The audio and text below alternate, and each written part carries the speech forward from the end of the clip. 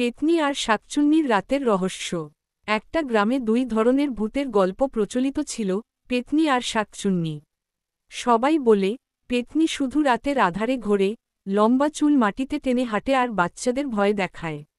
আর শাকচুন্নি নাকি গাছের মাথায় উল্টো হয়ে বসে থাকে, সিঁদুর পরা, লাল শাড়ি গায়ে, সেই শাকচুন্নি মানুষের শরীর দখল করতে পারে। গ্রামের বুড়োরা রাতে বাইরে বেরোনো একেবারেই মানা করেছিল। কিন্তু পল্টু, গ্রামের এক দুষ্টু ছেলে, এসব গল্পে বিশ্বাস করত না।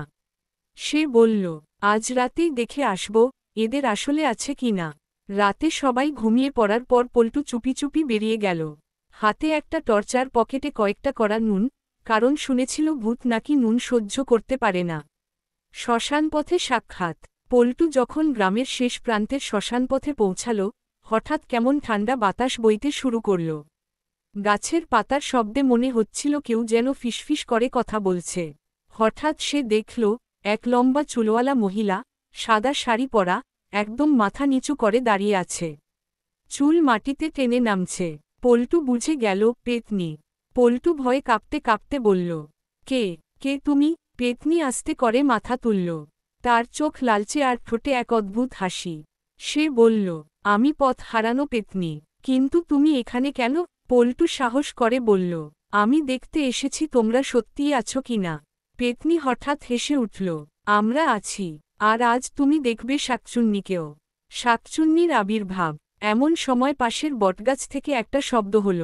পল্টু টর্চ ফেলেই দিল। সে দেখল, এক লাল শাড়ি, সিঁদুরে রাঙা কপালওয়ালা মহিলা উল্টো হয়ে গাছের ডালে ঝুলে আছে। তার চুলও মাটিতে টেনে পড়ছে।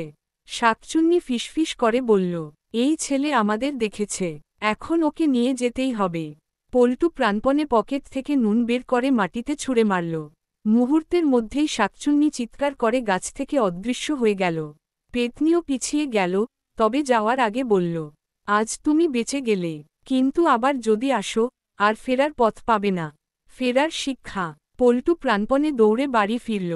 সেদিনের পর থেকে সে আর কোনোদিন রাতে বাইরে বেরোয়নি, আর গ্রামের সবার কাছেও বলেছিল, গল্পগুলো শুধু গল্প নয়, ওরা সত্যিই আছে। Dash dash dash.